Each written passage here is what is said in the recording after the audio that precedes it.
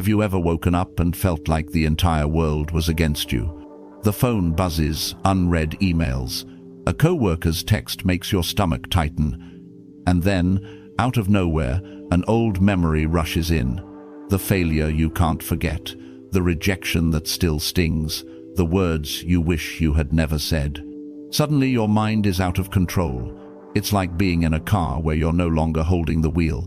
Anxiety hits the gas, anger jerks the steering, and fear laughs from the back seat. If you've ever been there, you're not alone. We've all lived through that storm. But Stoicism gives us a powerful reminder. You can't control the storm, but you can learn to be the anchor in the middle of it. Stoicism doesn't tell you to shut down or be cold. It teaches you how to feel deeply without being drowned. It shows you how to face fear, anger, and anxiety and still walk forward with peace. In this video, we're diving into 7 Stoic tools that will help you overcome negative thoughts and emotions. Not just theory, practical steps you can start using today.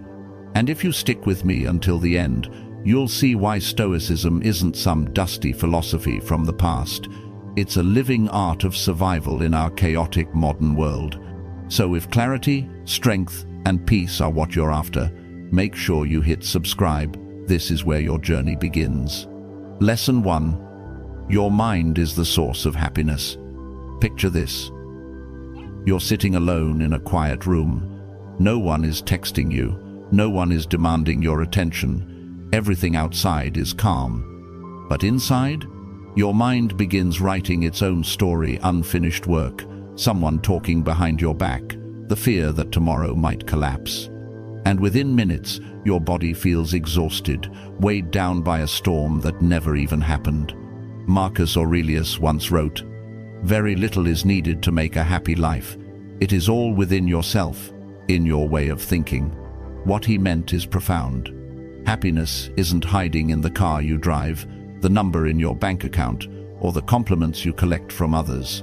True happiness is born in the mind, a product of how you choose to see the world. And here's the best part. You control it. Think of it this way. 2 people are stuck in the same traffic jam. One pounds the steering wheel, curses, and feels his blood pressure rise.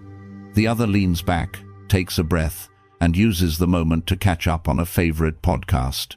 Same road, same delay, yet completely different experiences. The difference wasn't the traffic, it was the driver's mind.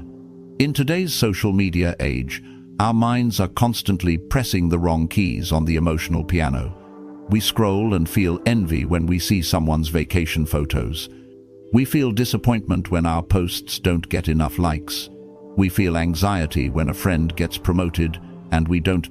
None of these feelings are caused by reality itself. They are the result of the story our mind tells. Stoicism teaches us a powerful skill. Learn to choose the right notes. Gratitude instead of comparison, presence instead of regret, calm instead of rushing. When you master this, your inner soundtrack shifts from chaos to harmony. Here's a simple practice. Every morning, before you touch your phone, write down 3 things you're grateful for. Nothing fancy. I'm alive. I have another chance today. I have someone who loves me. This habit is like tuning your instrument before the concert.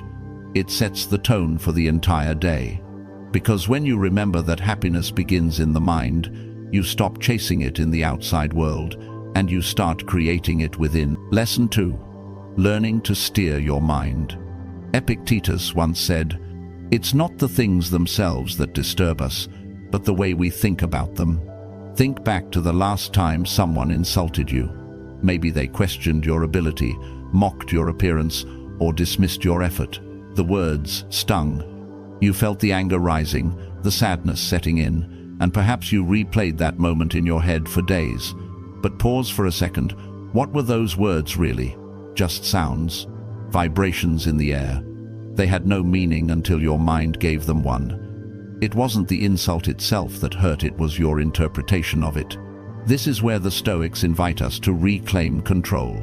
In today's world, we live in constant reaction mode. A negative comment on social media can ruin your mood for an entire afternoon.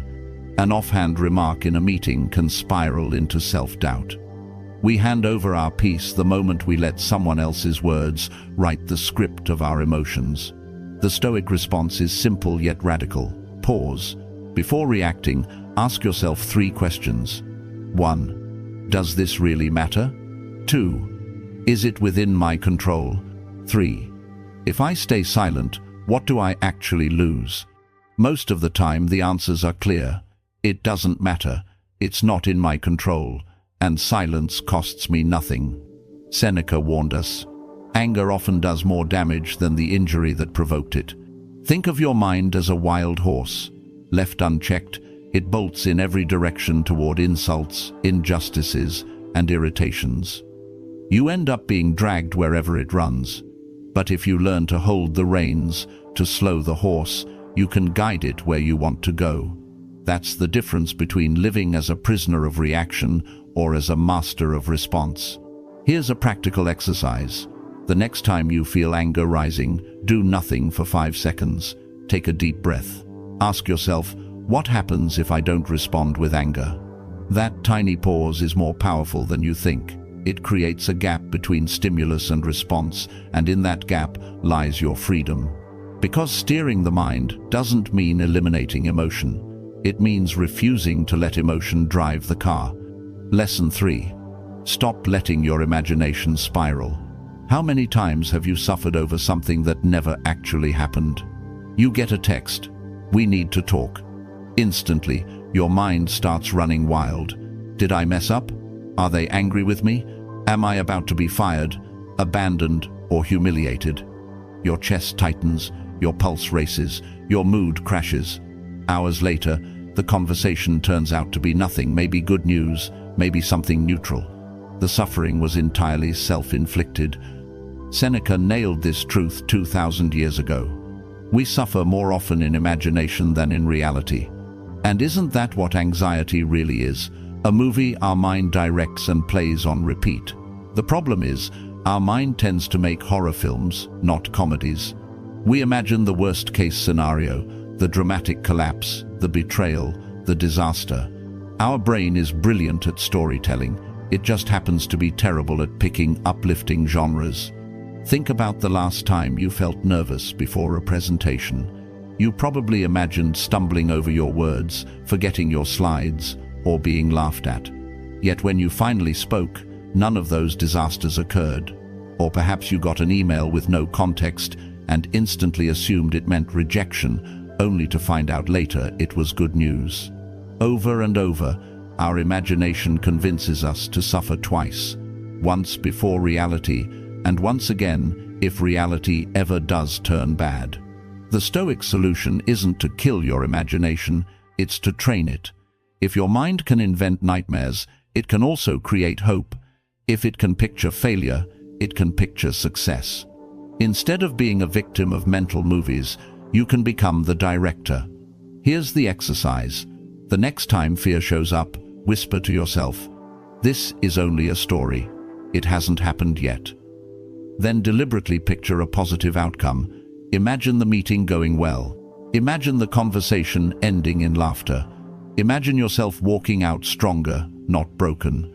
It's not naive, it's training. Because the truth is, reality is almost never as heavy as the version our mind imagined.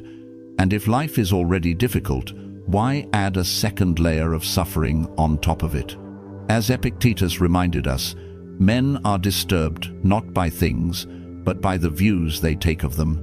The choice is yours. Let your imagination spiral into torment or harness it to build peace. Lesson 4. Redefine your emotions. Imagine this. You wake up to gray skies and a long to-do list. Before the day even begins, your mood sinks. You tell yourself, this day is ruined. But pause for a second. Was it the rain that ruined your day, or was it the story you told yourself about the rain? After all, rain is just water falling from the sky. It has no agenda, no emotion. The label you gave it, gloomy, depressing, is what created your suffering. This is the secret the Stoics understood. Emotions don't come pre-packaged with meaning. We give them meaning, and by changing the label, we change the power they hold over us. Take anxiety, for example. Your heart races before a big meeting, your hands shake. Most of us immediately say, "I'm too nervous to do this." But what if, instead, you said, "This is energy. This means I care. This means I'm alive"? Suddenly, the same physical sensation transforms from a chain into fuel. Fear becomes excitement, stress becomes focus, pressure becomes proof that the moment matters. Seneca warned us that resisting emotions only makes them louder. The harder you push them down, the stronger they return. It's like telling yourself not to think of a red apple. Suddenly that's all you can picture. Suppressing fear, anger, or nervousness never works. But redefining them, that changes everything. Here's the shift. Emotions are not enemies. They are messengers. Fear signals that you're stepping into the unknown. Frustration shows that something truly matters to you. Nervousness means you care about the outcome. The problem isn't the emotion itself, it's the unconscious label you slap onto it. Try this exercise. The next time you feel overwhelmed, stop and name it. Say to yourself, "This is frustration, this is nervousness, this is fear." By naming the emotion, you create distance. Then reframe it. Ask, what else could this mean? How could this be a sign of growth instead of weakness? Stoicism doesn't ask you to deny emotions or pretend to be made of stone. It teaches you to see them clearly without judgment, so they guide you instead of control you.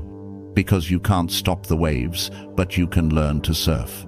Lesson 5. Understand the mechanics of your mind. Marcus Aurelius once wrote, "You have power over your mind, not outside events. Realize this, and you will find strength."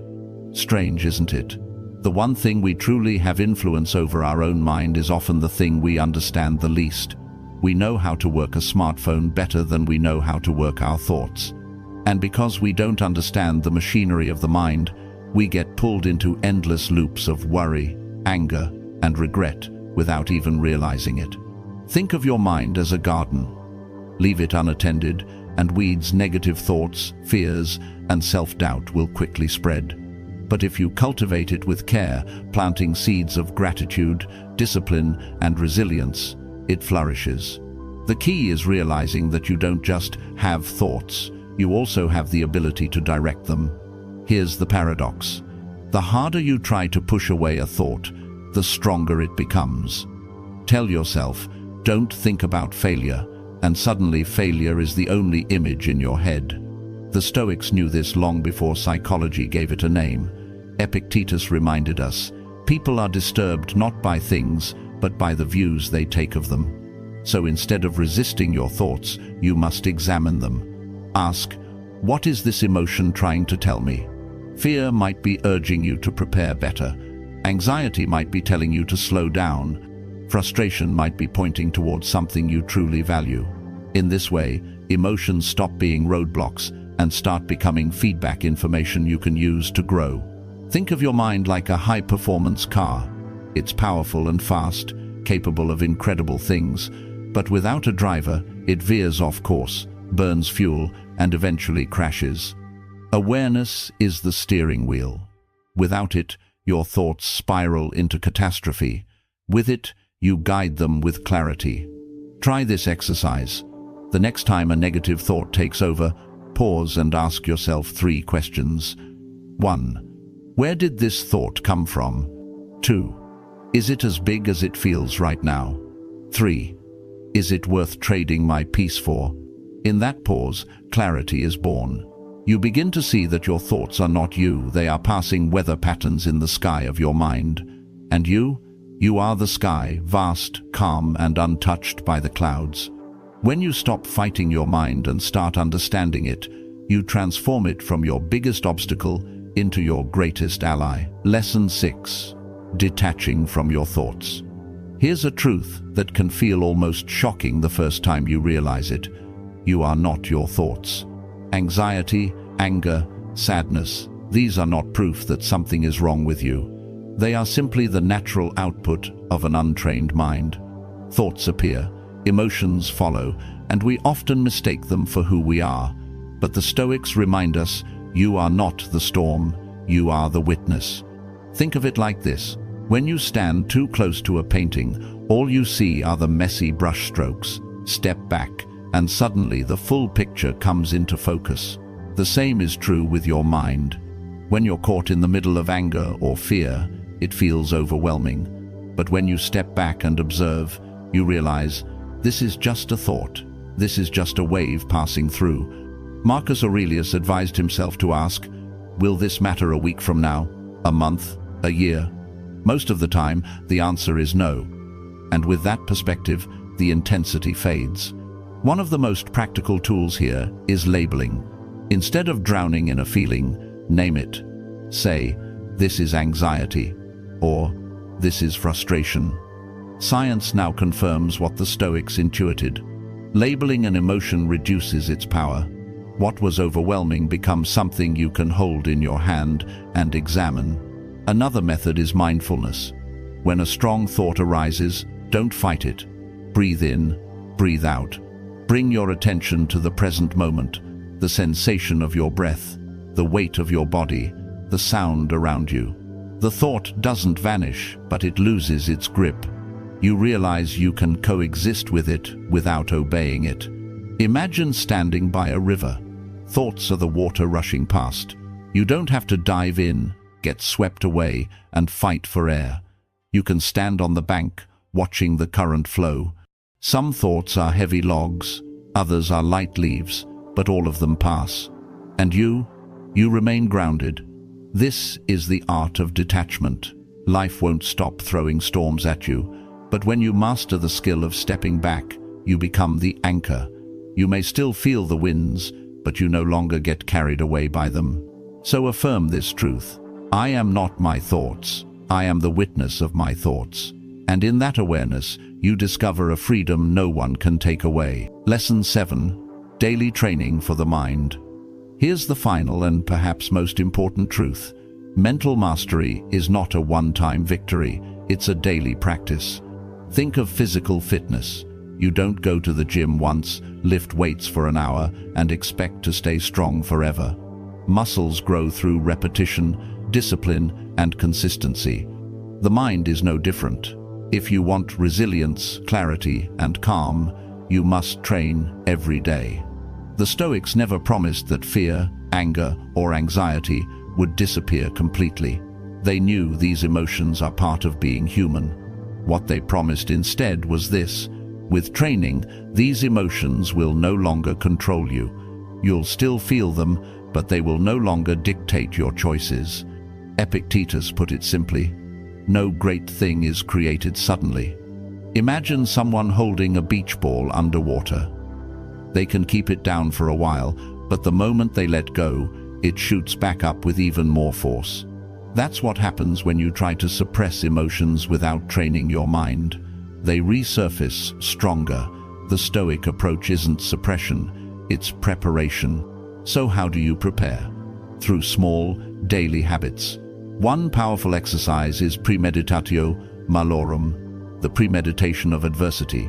Each day, imagine the challenges you might face: rejection, delays, misunderstandings.